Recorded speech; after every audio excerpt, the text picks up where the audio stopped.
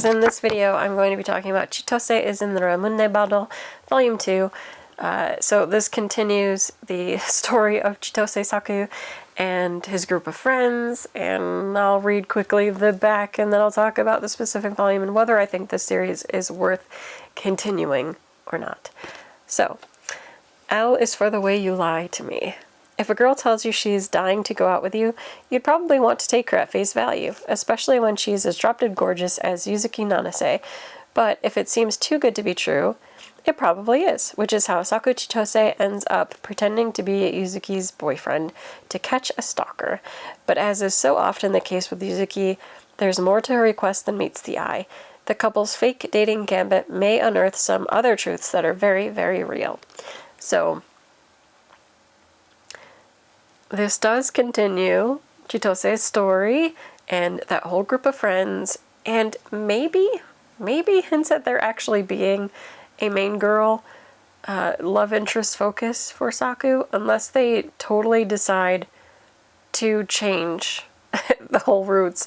I don't know, because the series, I think, is still going on. I have 4 volumes of this, so there's 2 other volumes, and I think it's still ongoing beyond that. So I'm like, I don't know. Will she actually be the love interest? But there's definite phrases, I guess, that get written in here that make me think that maybe that will become like his main focus. I sometimes get mixed up with the amount of characters that are in here. They're all still here. You know, he has his friend Kaito. I wish that they had like a little,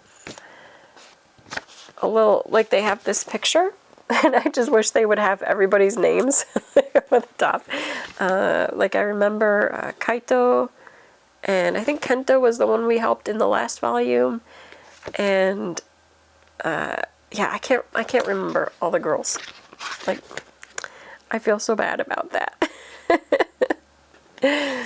We know that this is Yuzuki, so she's the main focus of this volume, but like, I don't know. There's a lot of characters that get talked about and I forget which one's which, and it throws me off, and I'm like, I need a little guide that gives me more info on the characters, because I'm very bad with names and keeping track of everything, except for whomever the main focus is, that I can keep that in place, but sometimes it's a little difficult.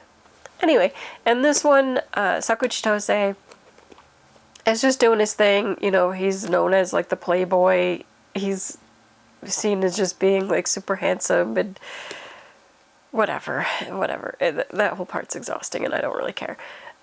But Yuzuki approaches him because she's having a stalker issue, and she just wants him to pretend to be her boyfriend so that they can suss out so that they can get the stalker to reveal themselves and then put a stop to the whole stalking incident, or maybe they're hoping that they don't stalk. Can I just say that this whole thing is weird to me, and it happens, like, it's a big trope in a lot of manga, and I'm going to say probably light novels as well, I think in a lot of, like, Japanese media, that someone is being stalked, and so they ask another guy to pretend to be their boyfriend in order to, like, stop the stalker. But that's not usually how stalking works. A lot of times, if you do get into a relationship, it can actually lead the stalker to become more violent.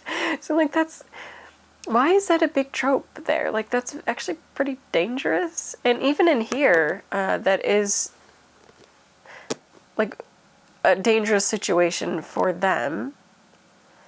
I don't know. So there's a whole storyline where they're trying to get the stalker to reveal themselves. And I think, to a degree, Chitose figures out, like, who the stalker is within regular interaction. But there's kind of I'm going to say it's kind of like a red herring storyline, but that takes up the majority of the narrative, where there is, I think it's Yan High. There's a student or group of students from Yan High, but there's one student in particular that used to know Yuzuki and has been kind of more aggressive toward wanting to be around her and threatening her. He has a picture from when the two of them were in junior high that he's kind of threatening her with, and it's a whole thing.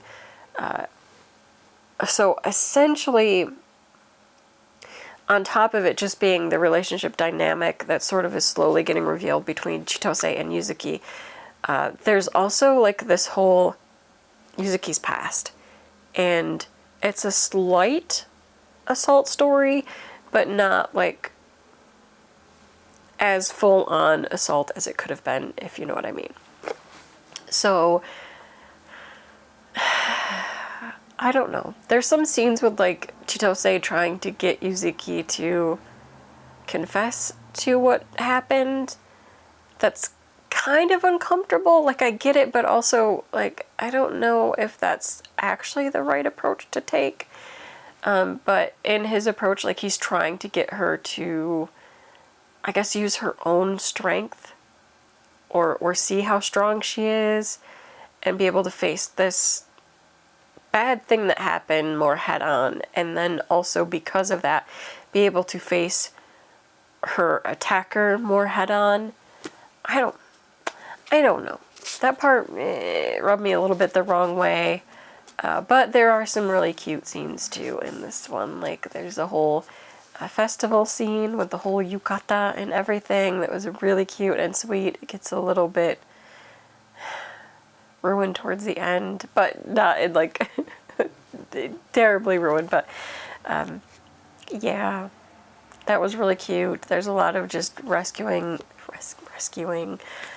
of Yuzuki, like just helping her out, and I don't know. I guess if you read this volume, you could try to figure out who the stalker really is, see if you can. I did sort of guess at who the stalker was, and so I'm thinking if you were Chitose, you'd probably figure out who the stalker really was. And yeah, they just have to work on getting the stalker to stop being a stalker, and they have to get the creepy Yanhai guys to stop being creepy. I mean, that's essentially what it boils down to, and it is essentially a good time. I am still enjoying Chitose's in the Ramune battle. It's not my favorite series, but there is kind of a school life, slice of life angle that I do like. I like that the friend group works together. I will like it, actually, if it does become that there's more of a central relationship focus, and it's not just Chitose flirting with all of his girlfriends and talking about the size of their boobs all the time, and how sexy their thighs are. Like, it'd be really good if, character development wise, like, he's still a teenage boy, I get it, that's going to be on his mind, but I think it'd be really cute if it does become kind of a growth thing for him too, where maybe he does learn to focus on one girl and develop his character to how can he show her that he's ready for a serious relationship and do it that way. Like, I just think that focus would be better than if he keeps playing it off that he doesn't really have feelings for her. If he does, like, show him get character growth and development and reveal his feelings towards the girl that he potentially does like it just flat out, and you can tell from the back. This is one of those like fake dating tropes where the feelings start to be real, and so it'd be nice if in the further volumes we see the feelings developing and being more real, and not just, okay, yeah, we had that in this volume and it looked like feelings were being real, but now we're going to focus on this other girl that is really hot. Like, I'm hoping it doesn't do that, and it very easily could, especially if it's, you know, trying for certain demographics and going after certain things, but I hope not, because I think at its heart so far it's been a really sweet series. I like how they dealt with volume 1 and that whole friendship thing. Like, for the whole book, pretty much for volume 1, he was talking about how he was going to ditch the guy that he was helping to get to stop being a shut-in, but then he's now part of the group. And I'm hoping that it's the same with this, like where he talks about, you know, maybe other girls a lot and then develops into being a character that's ready to focus on maybe impressing the girl that he actually likes and getting her to date him.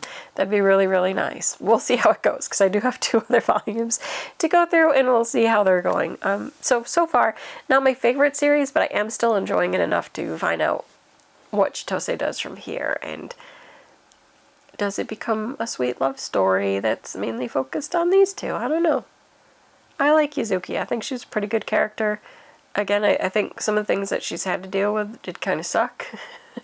Especially at the age she was at the time. So, you know, I'd be for it. I'd be for it. And seeing, like, Chitose develop. And also Yuzuki being able to develop and being more honest with her feelings as well, I think would be good. Because right now they both kind of play off as being, like, these hyper cool and attractive people that don't really care about full relationships. So it'd be good to see them develop in that sense. And hopefully that's what it's hinting at from some of the wordings here. I did get a little quote here that I was really impressed that Chitose said. So he gets into this part where they're meeting at the library, and he says, "I've always loved libraries, the scent of old books, the rhythmic flipping of pages, the muted squeaking sound of library staff pushing heavy carts. All of this combined made it feel like time was running just a little bit slower than usual. When you emerge from a library, it feels like you've been given back some of the time you would have otherwise spent." And I just love that. He says, but most people just go about on their day after that, never noticing it. So he's like, he notices the value of the library time, and a lot of people don't. And I did appreciate that little quote. I thought that was really, really sweet to throw in here. So there's a lot of, like, heart and messaging that I usually like in Chitose's in the Ramune bottle. So I would recommend it. I am going to still keep reading it. I did enjoy Volume 2 again. Not my favorite series, but good enough to where I want to keep reading it.